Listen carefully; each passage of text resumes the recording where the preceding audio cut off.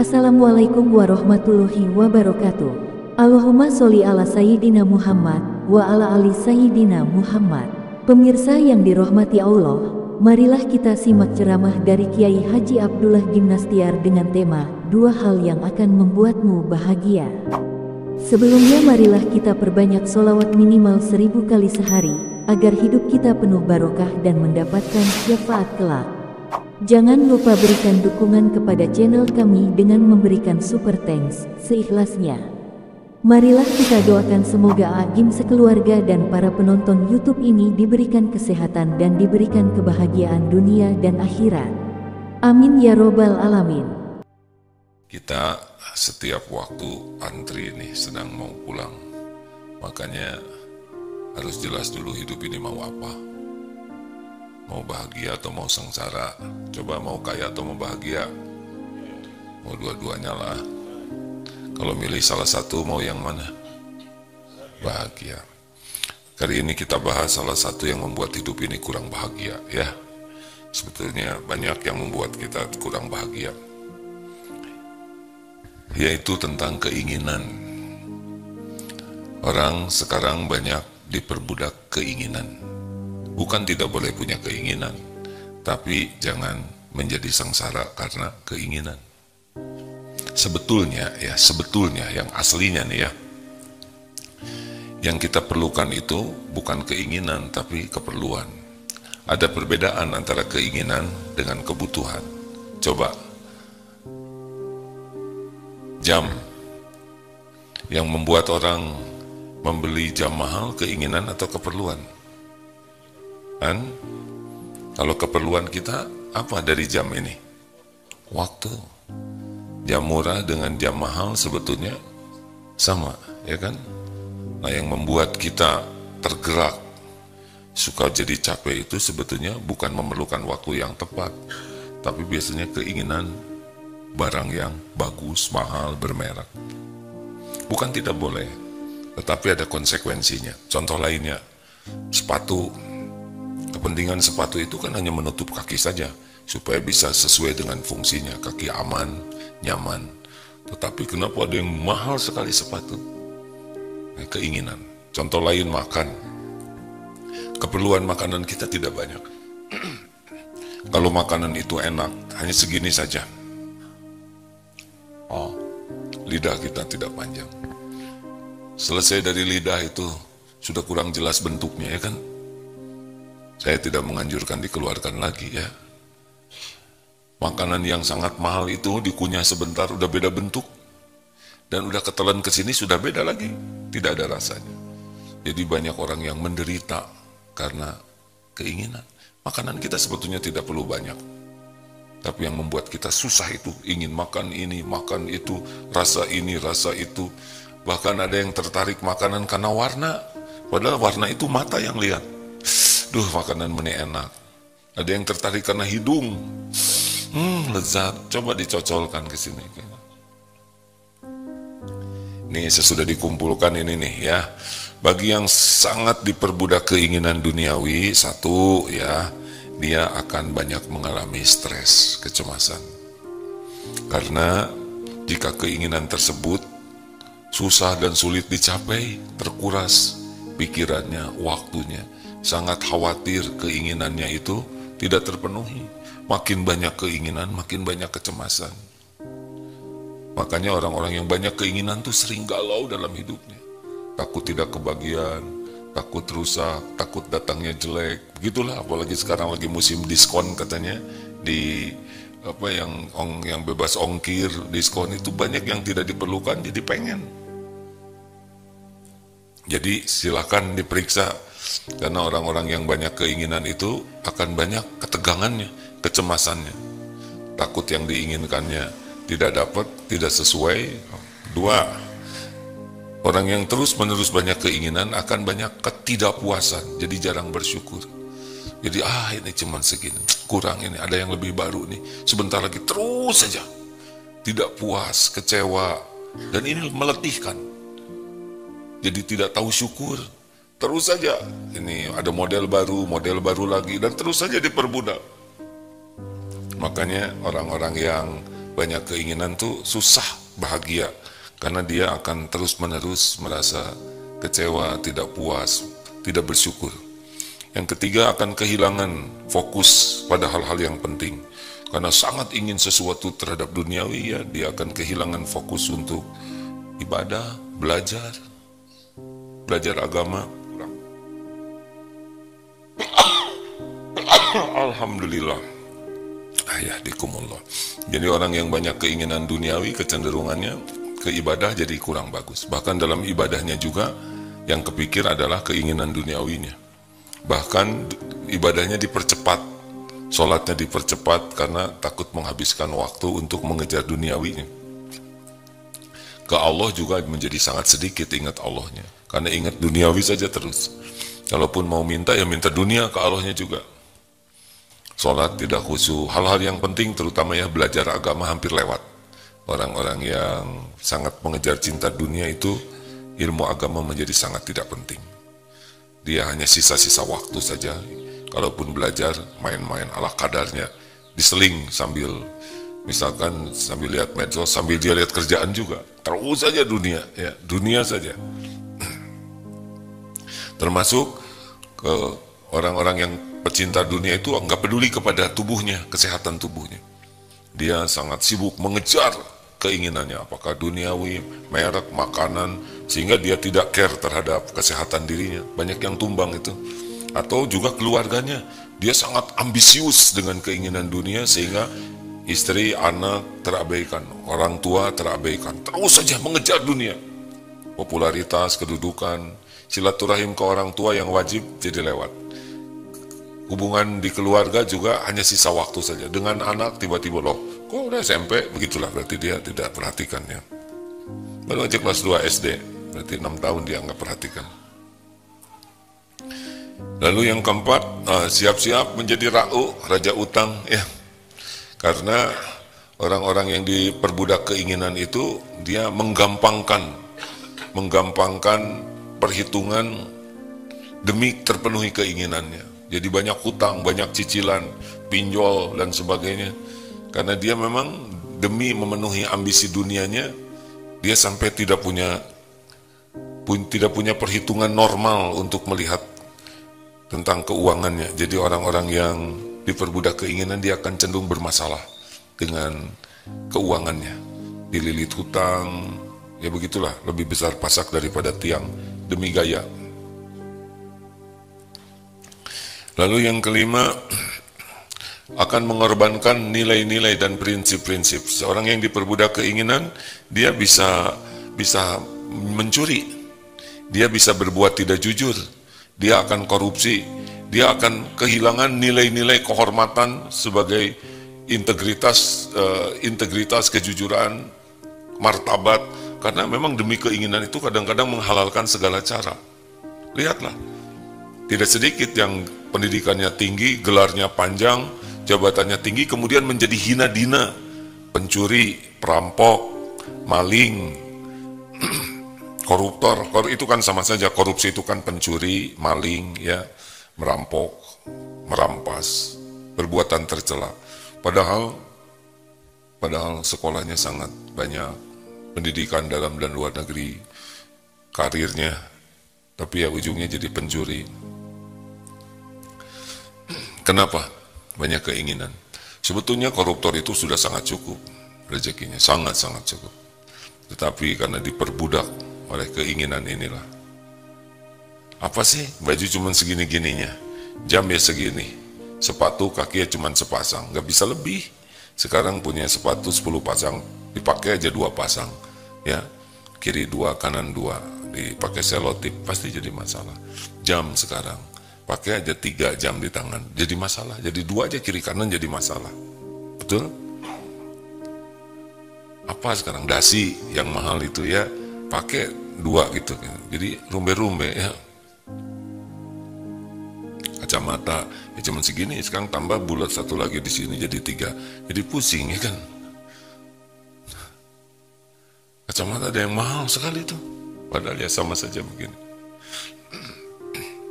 Lanjut, jadi siap-siap bermasalah keuangan.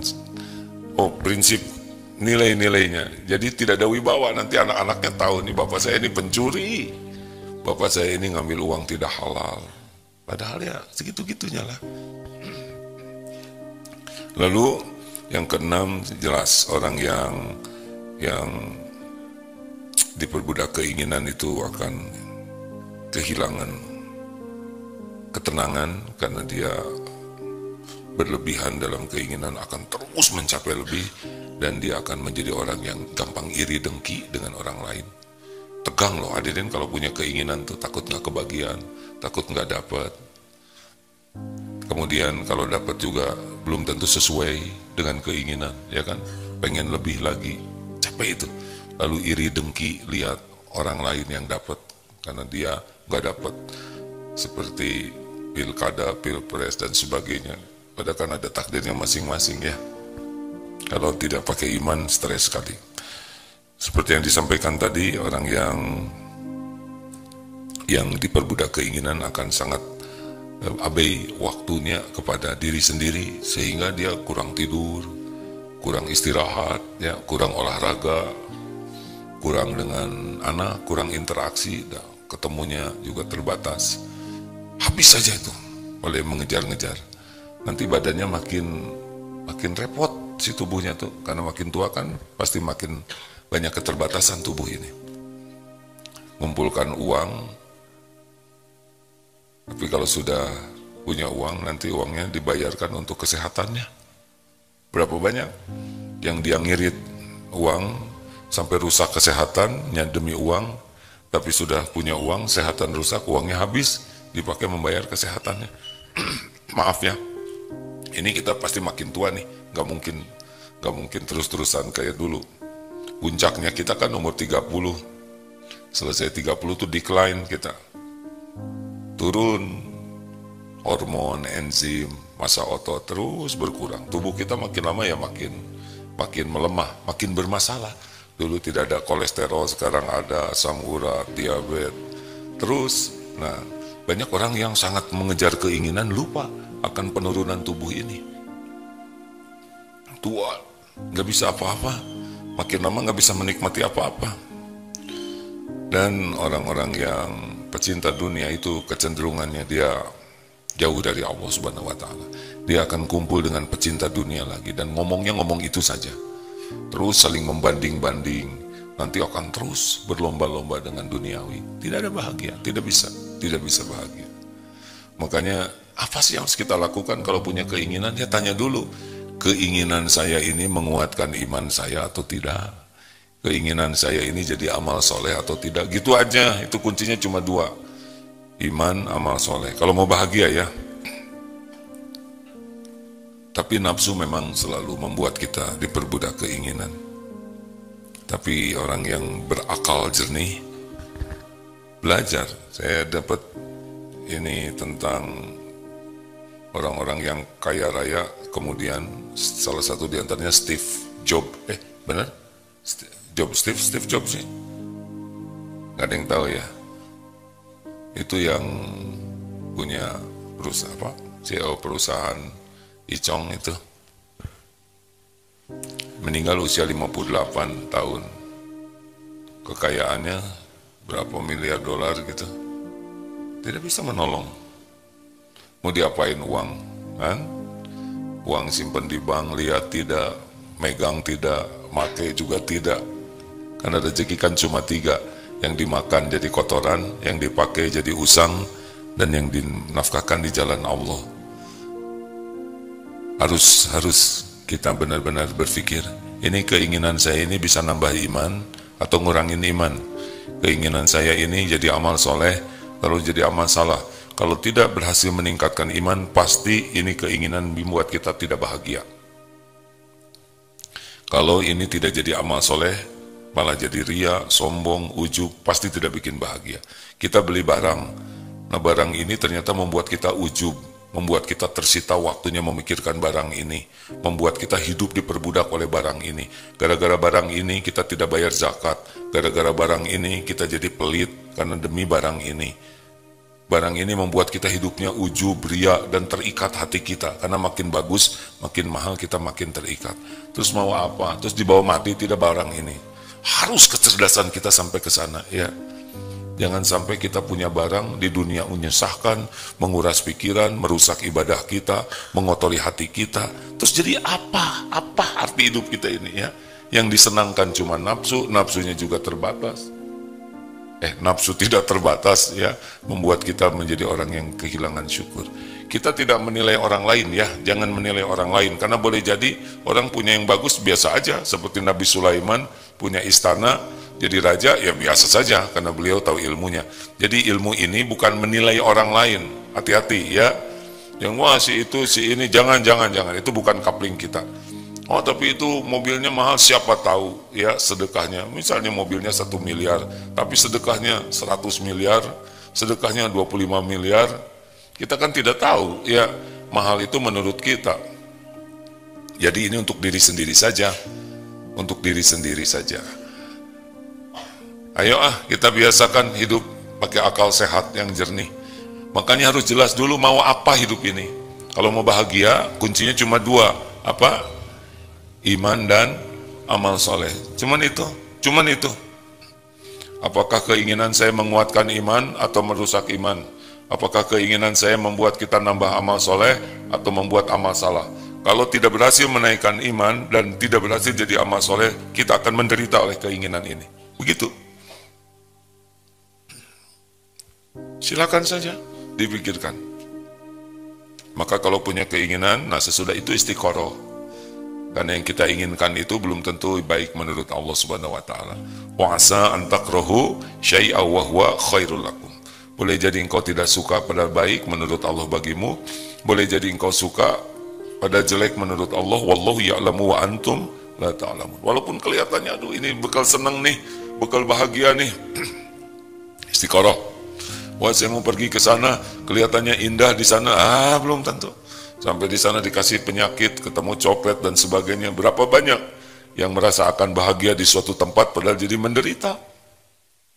Allah yang maha tahu. Makanya istiqoroh. Lalu apalagi kalau punya keinginan, kalau udah ingin sekali, tahan.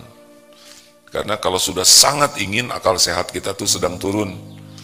Nah, tunda kalau tidak urgen, ya. Jangan semuanya jadi harus segera ada. Kalau ditahan dulu, lama-lama akan melunak hati kita. Kalau segera dipenuhi, nanti kita banyak penyesalan. Jangan tergesa-gesa. Jangan tergesa-gesa. Kalau udah punya keinginan, jangan tergesa-gesa. Ya, keinginan duniawi. Tidak harus semuanya segala ada sekaligus. Nah, bagaimana nih? Diskusilah dengan yang ahli kalau bisa. Jangan diskusi dengan sama-sama pecinta dunia. Diskusi itu kalau mau tukar pikiran dengan orang yang berpikiran lebih matang, ya. Kalau kita ngobrol dengan sesama pecinta dunia, kumat itu. Ya kan? Coba cerita sepeda dengan pecinta sepeda, pasti pengen beli, ya kan?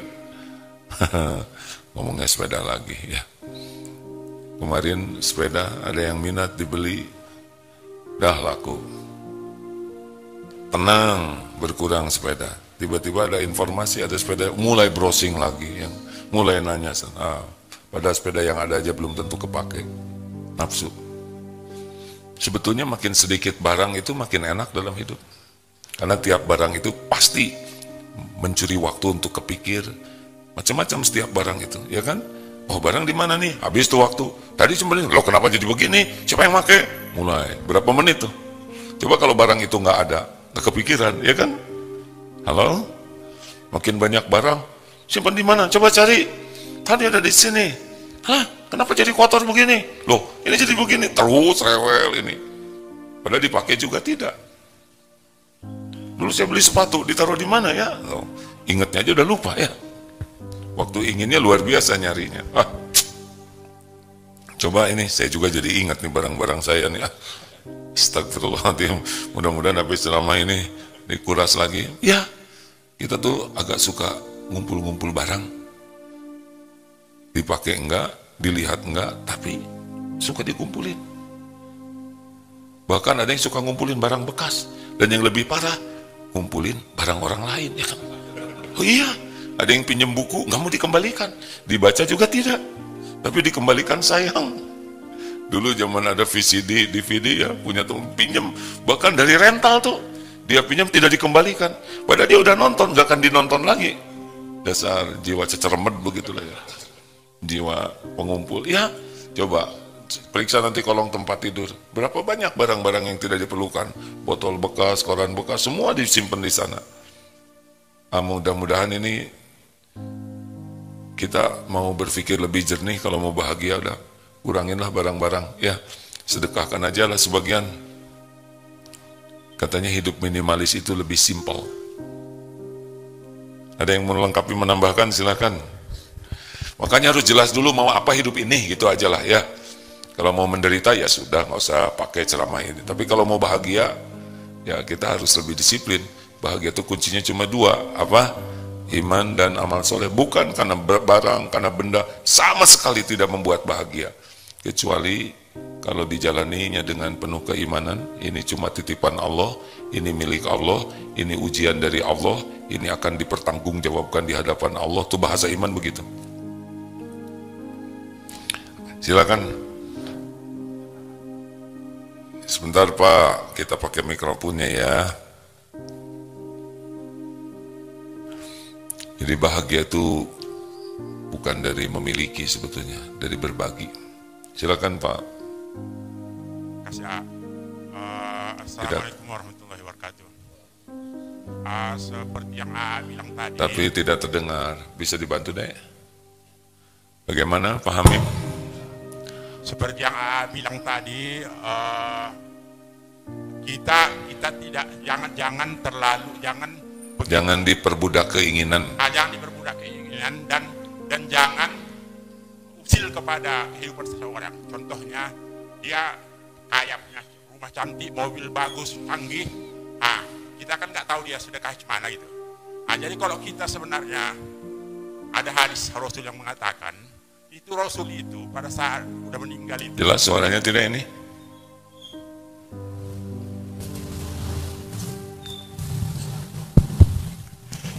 Jadi kalau kita berpedoman kepada hadis Rasul, artinya mempedomani akhlaknya, itu kan ada hadis yang menyebutkan Rasul itu pada saat meninggal itu tidak meninggalkan tidak meninggalkan dinar, tidak meninggalkan apa namanya itu, pokoknya harta lah gitu. Tidak meninggalkan harta dan tidak meninggalkan wasiat. Artinya miskin lah gitu, miskin. Jadi saya agak bingung juga nengok umat sekarang, mau ustadz mau kiai segala macam, tidak ada.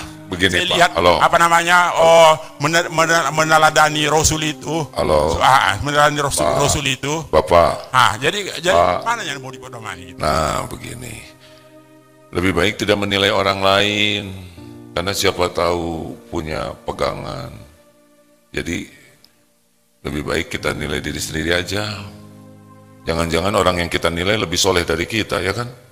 Sudah beramal lebih banyak, jadi sudah sedekah lebih banyak. Iya betul. Artinya kan begitulah akhlak Rasul itu, tidak meninggalkan harta. Begini Pak. Orang sekarang kok apa? Pak, halo, sudah jangan menilai orang lain. Bukan menilai, bukan ya, menilai. Itu artinya ngaku-ngaku ya sudah mempedomani akhlaknya Rasul. Ya sudah, kita pelajari Rasul, kita tiru. Orang lain mau bagaimana, mungkin punya amal lebih bagus dari kita. Jangan menilai orang lain. Bukan menilai masalahnya. Ya sudah, kalau gitu gimana Bapak? Pak, sudah cukup ya.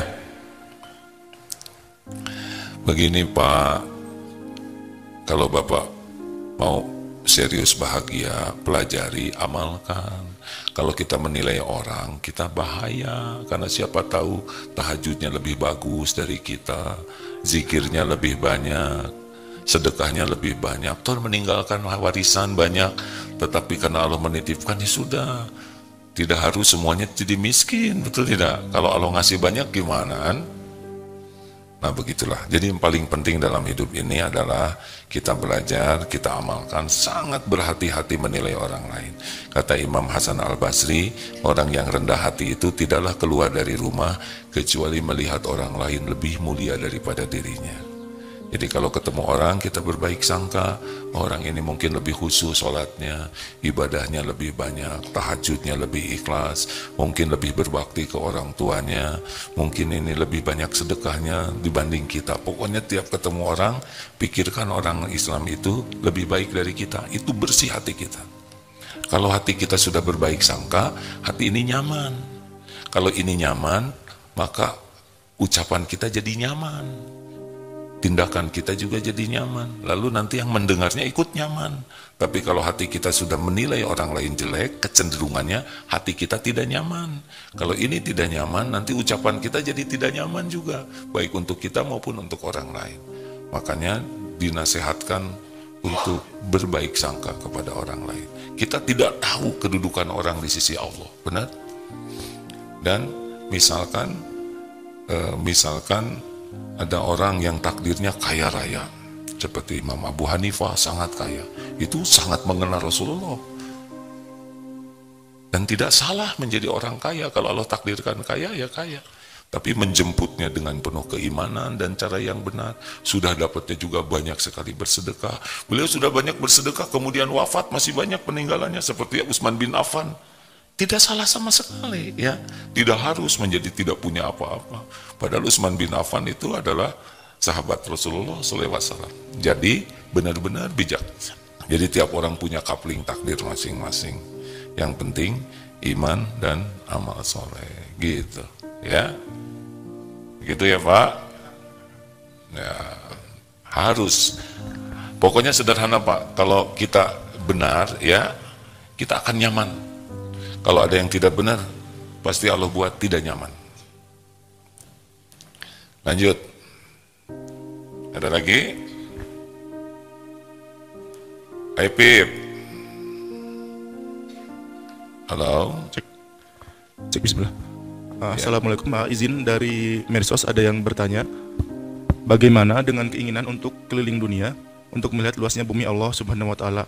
Kadang memang keinginan seperti ini sebenarnya jalan-jalan utamanya. Bagaimana meluruskan niatnya? Terima kasih. Apa Pip? Jadi meluruskan niat ketika kita punya keinginan, intinya. Iya, kan memang dalam teorinya, wah kita bakal seneng nih, di sana pemandangannya indah. Iya kalau sehat ya kan. Kalau di sana muntaber mah gak ada yang indah. Dan itu bisa seketika itu. Oh iya, coba kita mau jalan-jalan misalkan ke luar negeri, pantai, tapi pas di pantai digigit hiu kan beda lagi urusannya kan. Serius, kita sama sekali tidak tahu apa yang akan terjadi dalam jalan-jalan itu. Tinggal salah makan aja bisa diare itu. Ada yang pergi jalan-jalan, kecopetan, hilang paspor, uang. Ada yang jalan-jalan ke sana ditipu. Ada yang jalan-jalan, betapa banyak hal yang tidak diduga bisa terjadi. Maka kalau mau jalan kemana, jangan hanya mikir indahnya saja. Tapi yang paling penting tadi pertanyaannya, karena bahagianya jalan-jalan itu, kalau jalan-jalannya menguatkan iman dan jadi amal soleh. Tidak sedikit jalan-jalan yang merusak iman dan jadi amal salah. Tidak akan bahagia.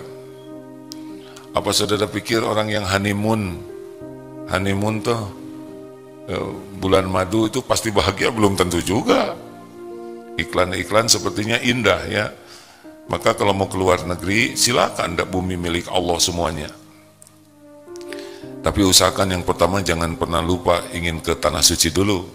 Jangan sampai ingin ke sana sini tapi lupa ke tanah suci yang menjadi Masjid Nabawi, Masjidil Haram, Masjid Nabawi, Masjidil Aqsa, harusnya itu menjadi prioritas utama kalau mau keluar negeri. Tapi kalaupun akan berangkat keluar, maka luruskan niatnya benar-benar. Ini harus nambah iman ini, jangan sampai merusak ya. Karena tidak ada bahagia. Tinggal dibikin satu kasus aja, udah bertengkar terus tuh selama perjalanan tuh. Uring-uringan saja. Bisa itu Pak, dari mulai pergi sampai pulang lagi itu bertengkar bisa. Kalau tidak dengan iman, ya. Begitulah, luruskan niat mau apa. Di sananya juga harus jaga diri, makanan jangan sampai makan yang tidak halal. Kemudian sibuk melihat pemandangan pantai yang ternyata bergelimpangan. Sudahlah, saya tidak usah ngomong ya. Yang akhirnya jadi dosa. Suatu saat juga ada yang ngajak ke pantai musim panas. Aduh, ini kayak pindang begini.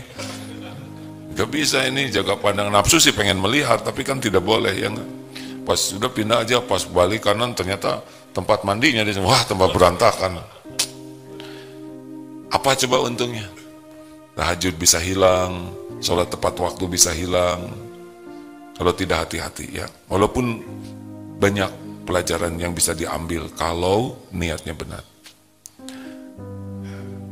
Begitu, silakan. Cek. Izin A dari YouTube ada yang bertanya, Assalamualaikum A, bagaimana kita membedakan keinginan dan nafsu semata? Dan bagaimana kiat-kiatnya kita menyelaraskan keinginan dengan maunya atau kehendak Allah? Terima kasih sebelumnya. Nggak jelas, Pip. Ulangi, Pip. Bagaimana membedakan keinginan dan nafsu semata? Dan bagaimana kiat-kiatnya agar kita bisa menyelaraskan keinginan dengan kehendak Allah? Terima kasih sebelumnya A. Sebetulnya ini materi ceramah dari tadi ya. Jadi ya kita harus belajar agama supaya tahu bahwa yang kita inginkan halal atau tidak, makruh atau tidak, ya haram atau tidak, makruh atau tidak, mubah atau tidak. Kalau kita tidak tahu ilmunya, rada berat ya.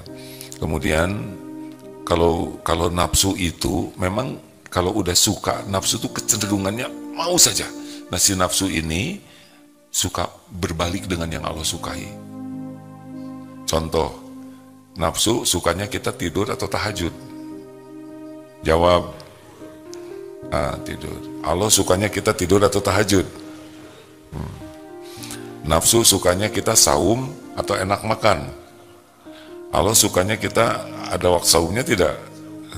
Begitu. Nafsu suka tidak kita sedekah? Tidak, nafsu tidak menyukai kita sedekah. Maunya jajan, kepentingan pribadi. Tapi Allah sukanya kita sedekah atau tidak? Sedekah. Lihat medsos. Nafsu pasti sukanya yang sia-sia dan maksiat. Tapi Allah menyukai kita yang manfaat. Demikianlah. Jadi kalau kita sudah senang kepada sesuatu, periksa aja. Ini nafsu atau bukan. Ya. Tapi kalau kita tunda sebentar lalu kita doa, nanti akan kerasa ini nafsu atau tidak. Biasanya orang itu tidak ditunda tuh. Kalau udah nafsu pengen tuh kejar terus. Nah ini sudah masalah. Tenang sajalah, dunia ini cuman mampir sebentar, nggak punya juga nggak apa-apa kok. Ya, nggak harus kita punya. Yang harus itu iman meningkat dan jadi amal soleh. Teman-teman HP-nya bagus ya udah doakan aja sing barokah. Tapi HP kita jelek ya nggak ada masalah, yang penting halal. Betul tidak? Dulu aja nggak punya HP nggak apa-apa. Ini orang-orang udah pada punya motor, masa kita belum punya? Ya nggak apa-apa kalau nggak punya, banyak ojek, betul? Yang penting kan nyampe. Tapi saya nggak bisa bayar ojek, atau tinggal lari aja ya. Kalau gitu kalau lari nanti saya capek ya udah larinya sambil diam, udah gitu aja. Gimana sih? Hidup ada pilihan ya. Terakhir Pip, masih ada? Di medsos. Izin, Ustadz saya mau bertanya. Saya bekerja untuk keluarga saya, tapi Ustadz saya harus lepas hijab saya. Memang gajinya besar. Apakah usaha saya itu kurang berkah karena saya lepas hijab, Pak? Ini ujian ya. Perintah Allah itu bukan memperbesar gaji, tapi menggunakan hijab. Caranya gini, nanti meninggal. Pas meninggal maunya mau bagaimana nih? Mau sedang berhijab, mau sedang tidak berhijab. Ilmunya sudah sampai, pengetahuannya sudah sampai. Memang berhijab ini bagi lelaki mungkin mudah menceritakannya, tapi bagi wanita perlu perjuangan, terutama yang dari awalnya belum mengenal Islam. Kalau sudah semakin yakin perintah Allah berhijab, pakai. Gak mungkin mengurangi rezeki, karena yang membagikan rezekinya juga Allah. Tapi gaji besar itu ujian. Kalau menurut Asih, pilihlah yang disukai Allah, karena tidak akan bisa tenang hidup. Tidak dengan kepatuhan ke Allah, tidak bisa tenang. Nanti gimana, nanti gajinya kecil? Gak apa-apa gaji kecil, yang penting tiap perlu cukup. Karena bukan besar kecil, yang penting itu cukup. Sekarang gaji besar, oleh Allah dibuat keperluannya lebih besar, tapi tidak cukup nantinya. Gampang itu bagi Allah. Buat aja kejadian-kejadian yang membuat kita kekurangan aja terus. Tapi orang yang benar-benar mau patuh ke Allah, Allah kan tahu keperluan kita. Nanti cukup, tenang hatinya. Kalau menyarankan sih jangan tergiur dengan untung, gaji besar. Itu hanya cobaan saja, ujian dari Allah. tidak bisa membuat bahagia. Pasti tidak bahagia dengan dunia. Terakhir. Cek. Izin AA terakhir dari Zoom. Assalamualaikum AA, izin bertanya. AA, suka ada rasa jenuh tidak AA dalam menyelarkan agama? Kalau tidak ada rasa jenuh, bagaimana kiatnya AA? Apa, Pip? AA, apakah suka ada rasa jenuh dalam menyiarkan agama? Kalau tidak ada rasa jenuh dakwah gitu? Ya, rasa jenuh ketika dakwah. Enggak. Senang berbagi ilmu. Kalau saya bahagia dengan ilmu ini, kan saya senang kalau orang lain jadi ikut bahagia, betul tidak? Kan? Misal kita dapat ilmu, terus kita jadi bahagia dengan ilmu itu. Nah, kita berbagi. Berarti kan senang kita lihat orang lain bahagia, betul tidak? Terus mau ngapain juga ilmu dikumpul-kumpul sendirian? Tambahan lagi nanti kalau saya meninggal, kan ini bekal pulang saya nih. Ilmu yang manfaat insya Allah. Saya kan bekal meninggal. Pasti. Suatu saat nggak akan ada lagi di kursi ini nih. Nah, nanti ada 3 teman. 1, ilmu yang manfaat. 2, amal jariah. 3, anak yang soleh yang mendoakan.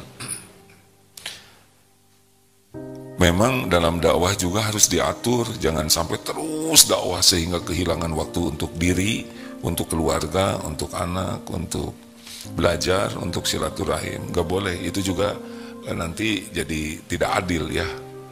Jadi dakwah, tapi waktu untuk ngurus diri, waktu untuk keluarga, waktu untuk belajar harus cukup, karena hidup bukan hanya dakwah saja ya. Begitu. Bertanya terakhir di masjid, silakan deh. Ada yang bantu?